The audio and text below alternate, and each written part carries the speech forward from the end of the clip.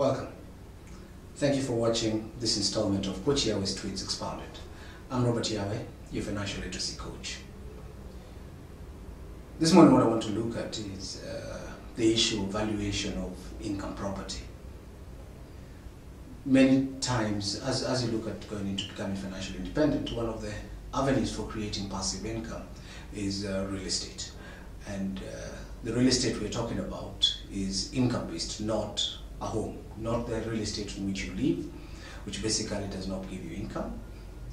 But as we know, most people look at it more about the appreciation, and we know how the Americans got into the financial crisis.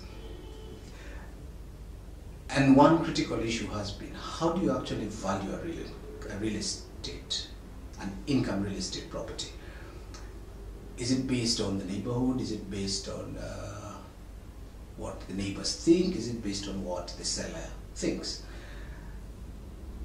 And one thing that's made very clear is that the person who determines the value of your income property is a tenant.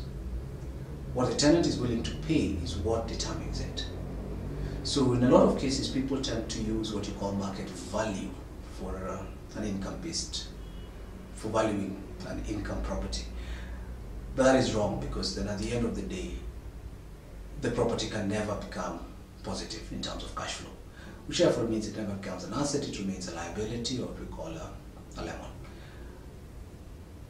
The calculation to actually find out the true value is what you call capitalization, which is where you look at the income you're getting and then you capitalize that based on a factor. Normally what you'd use is the highest alternative income. In parts of the world, like in Kenya, that would be about between 15%, 12 and 15% because of government paper. So when you use the same, then that's how you're able to know whether an income property, what an income property's true value is. So very many people go into real estate and they say, this is a beautiful piece of property, I think the asking price is good. But when you look at what the tenants are willing to pay, and it doesn't matter what the location is. Yeah, you might talk about location, but you'll find two properties in the same location with totally varied rental incomes.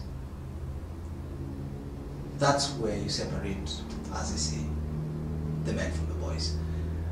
Your ability to look for a pin in a haystack. Look for that particular property whereby the selling price is equivalent to the value that has been determined by the current tenants. So next time you're looking at a real estate investment property, its valuation is determined by what your tenants are willing to pay. Thank you for watching this installment. I'm Robert Yahweh, your financial literacy coach.